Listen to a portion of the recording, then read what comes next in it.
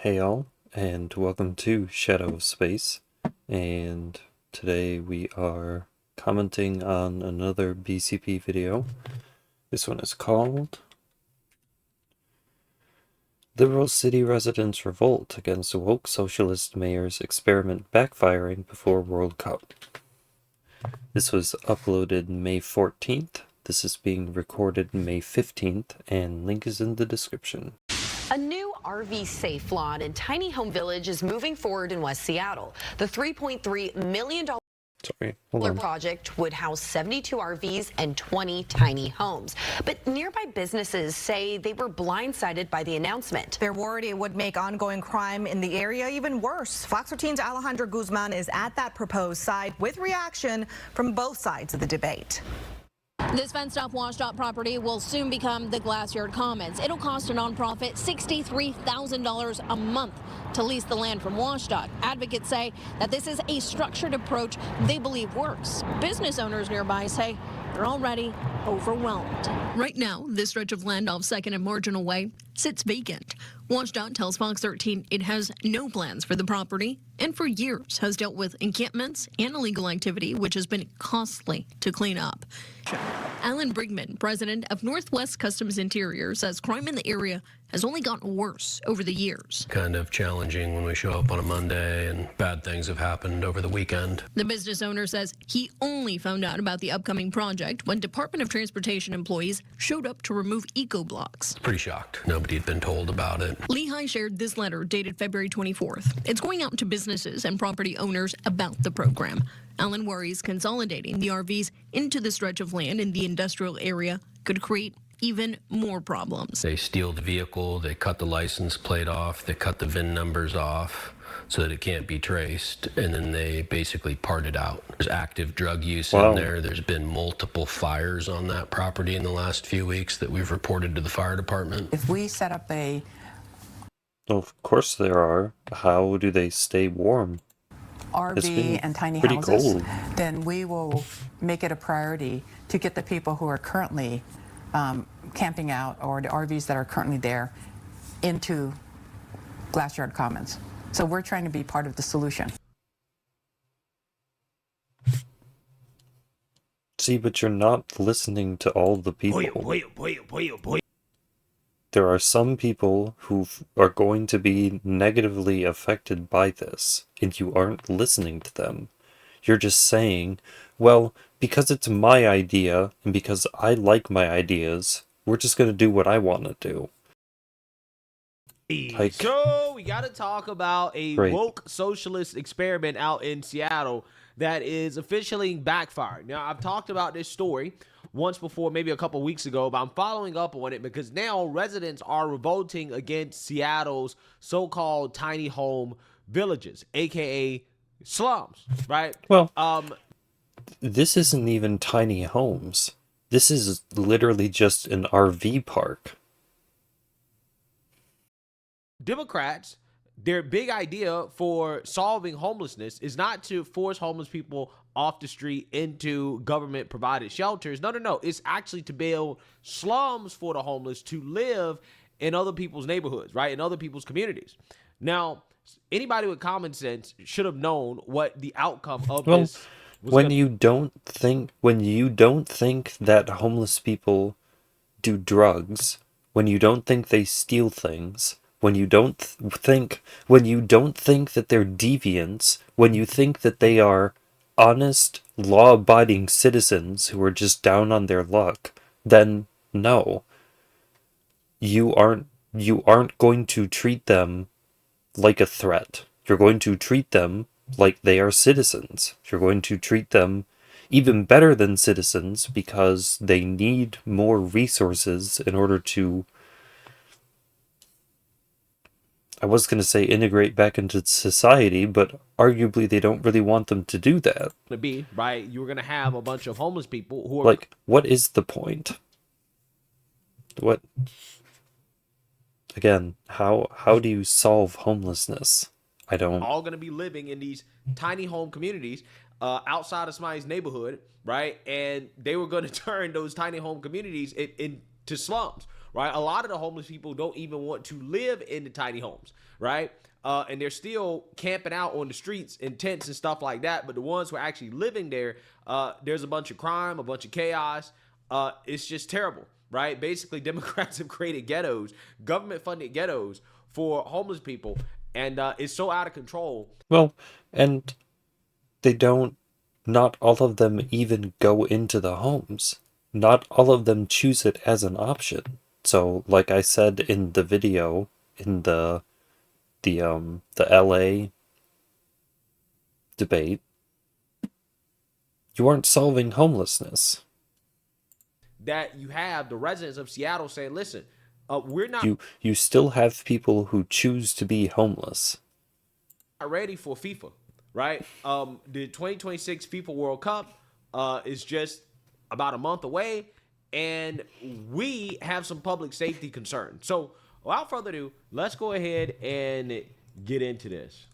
The World Cup is a little more than a month away, and many across Seattle say they're concerned about public safety. Neighbors who live near Little Saigon say what's happening in plain sight is only getting worse. Fox 13's Alejandro Guzman shares one man's perspective after living on the streets and what he believes could help turn things around. This is an intersection that many now avoid, 12th and Jackson. It's the heart of the Little Saigon, an area that is now plagued with problems. In just 36 days, the eyes of the world are going to be on Seattle for the 2026 FIFA World Cup. Some have turned to city leaders saying that they don't feel that this area is ready for the influx of fans. In the Chinatown International District, neighbors tell Fox 13 the problems are happening in plain sight. It's a drug crisis fueled by stolen goods market, and it's also a housing crisis. And we can't address one without addressing the other. People are shoplifting and bringing goods to Little Saigon to sell for cash to buy drugs. Mayor Katie Wilson is promising 500 new shelter beds by kickoff.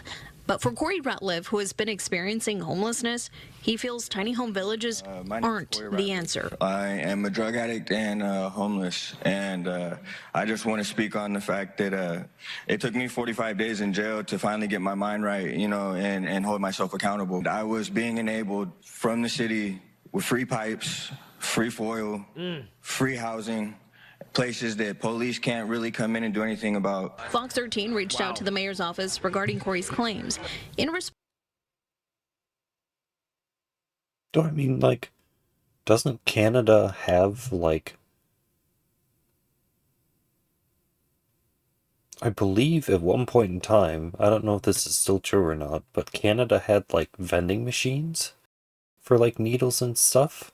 I don't know if they still have them, but that's what this sounds like to me. Different people need different types of support. What works for one person might not work for another. So, how do you reconcile this? Do you just say, well, screw the people that it's going to harm or that aren't going to be supported by this? They just have to suck it up? Or do you have to try to come up with something else? her office says in part, quote, different people need different types of support. What works for one person might not work for another. Yeah, I mean, well, this is just not working, period, right? That's the whole point. Well, it is, though, because if the point is to just allow them to live their lives as homeless people, then yes, absolutely, it's working fine. It's doing exactly what it's supposed to. It's working as intended. Okay, because the problem is getting worse. You're creating slums where there's open drug use. See, that said, the data is quite clear that, in general, tiny house villages are particularly successful in putting people on a path to stability and permanent housing. Crime, violence, theft. See, what does stability mean? Permanent housing makes sense. You give them one of these tiny homes, whatever that is. I don't know if that's putting them on a path to stability. Are they getting rehab? Are they getting cleaned up? Like, I don't know what that means. Right? this is what Democrats mean by affordable housing, right? When they want to make housing more affordable, this is what they mean. A slum coming near you. They're going to take homeless people. They're going to build these tiny houses in your communities, and they're going to put the homeless people there. And you're hateful if you don't like it, if you complain about it. Okay? Yeah. But the point that guy is making is that, hey, what really, really set him straight was not the government giving him a bunch of free stuff. It was the government actually punishing him for bad decisions. Well, because unless you go through the channels and you have the sort of prison that you can get that stuff into prison, which would probably mean that you would have to have done something really bad, you get clean. You get sober. You have to. You don't have a choice. Putting him in jail, no access to drugs. Yeah. Where he has to sit there and to figure out how he's going to improve his life, right? He's not being rewarded for not being a productive member of society. And that is the problem. That is the core underlying fundamental issue with these tiny homes, with all this government free stuff, is that there's no incentive to get your life together, right? If the government's going to give you drugs, if they're going to give you a home, they're going to give you food. Well, because I've said, what is the point of something like rehab if someone refuses the rehab, they don't have to go?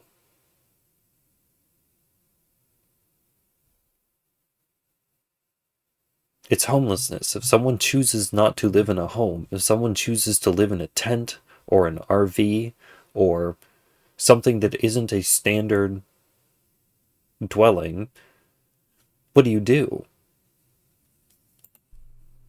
If they're going to give you all of the resources that you need to continue living your lifestyle, then why would you stop? There's no incentive to stop. No. And it's what I say about, like, the fentanyl. And when they OD, they come around with the OD meds to stop them from ODing. Like, they're just in another week, they're literally just going to be here again. At that point, you are enabling their drug use. You are enabling them to be constantly being in a state where they are literally killing themselves, and you are coming to their rescue.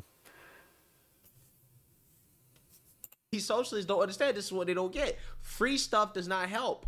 It does not help.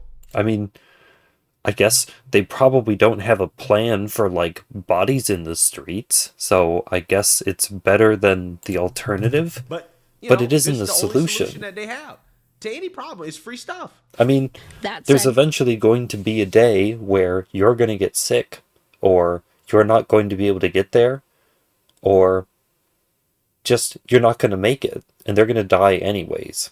Like, the data is quite clear that, in general, tiny house villages are particularly successful in putting people on a path to stability and permanent housing, end quote. What does that mean? See, in general, if it isn't completely successful, if it can't take all of the people and rehabilitate them, then I don't know what it does. Then it doesn't solve the problem. What does that mean? Tiny homes are successful at putting people on a path to stability and permanent homes, right? She didn't really say that it was successful at putting people in permanent homes. She just said it was. You would think that she would be able to say more.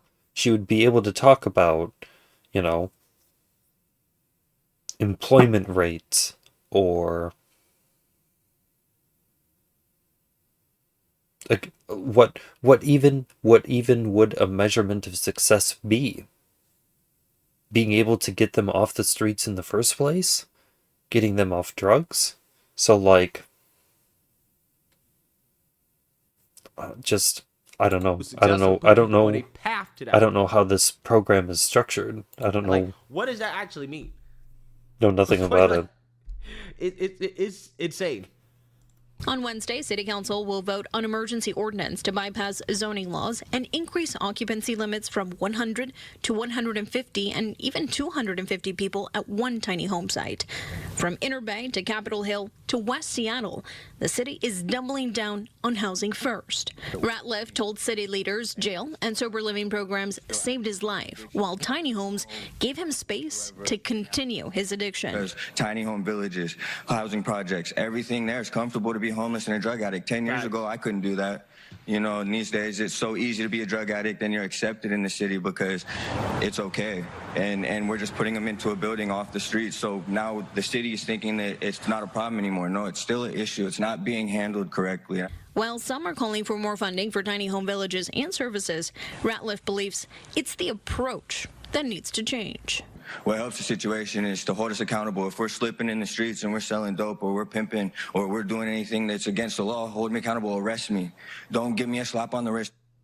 With only 36 days until the World Cup, Mayor Wilson is 42.8% of the way there with 214 units. The problem, though, is that not all of them think like he does. And there are some people who will violently defend their need to live this lifestyle. What do you do with those people? Identified. She still needs to secure more than half of her promised units to get to her target goal of 500. In the CID, I'm Alejandra. Yeah, so it's amazing how a homeless drug addict has more common sense than an elected mayor, right? This guy would probably be a better mayor than Katie Wilson at this point. But hey, this is what they signed up for, right? This is what liberals signed up for. And now they are revolting and they're understanding that, okay, like, you know, this is not good, right? Like this stuff being in my neighborhood is not good. This mayor raising taxes to pay for what? To pay for her to allow homeless people to commit crimes, be agents of chaos, right, on the streets. It's crazy, man. It really is. But yeah, we're gonna see if Seattle can. We'll see again. What are their metrics for success? If the only way that they know that the program is working is homeless people are getting off the streets and their basic needs are met, like they have enough food, they have clean clothes, they have a bed at the very least. It looked like a bed in AC or something. Then yes, you're successful. You have done exactly, the machine is doing exactly what it's supposed to do. The problem is that it stops there.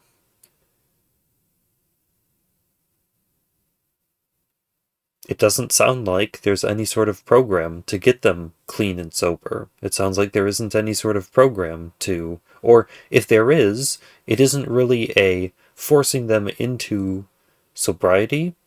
It's an option. Well, if you want to get cleaned up, you can. Otherwise, you know, we'll give you the stuff to make sure that you can do it in a safe way so that you don't OD and die or get some sort of disease and have problems.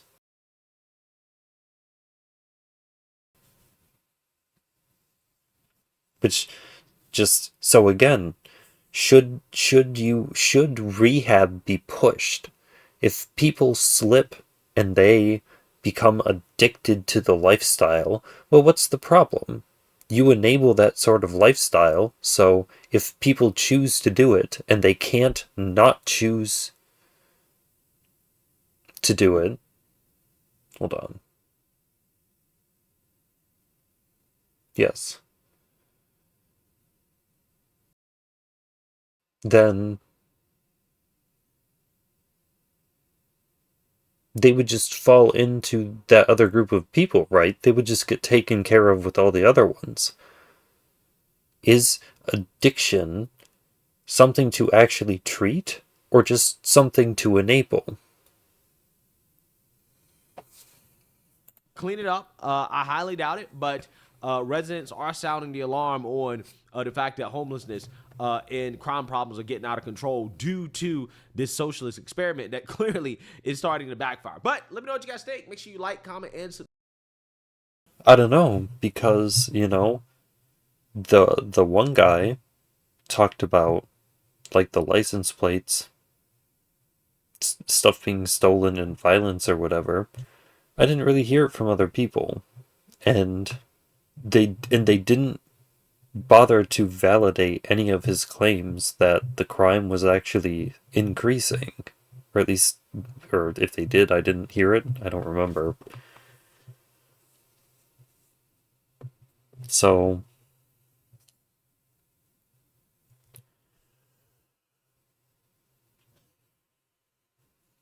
I mean, ultimately, it's not a solution to homelessness. If people aren't going into these tiny homes, if people are choosing not to do it, then you aren't solving the problem.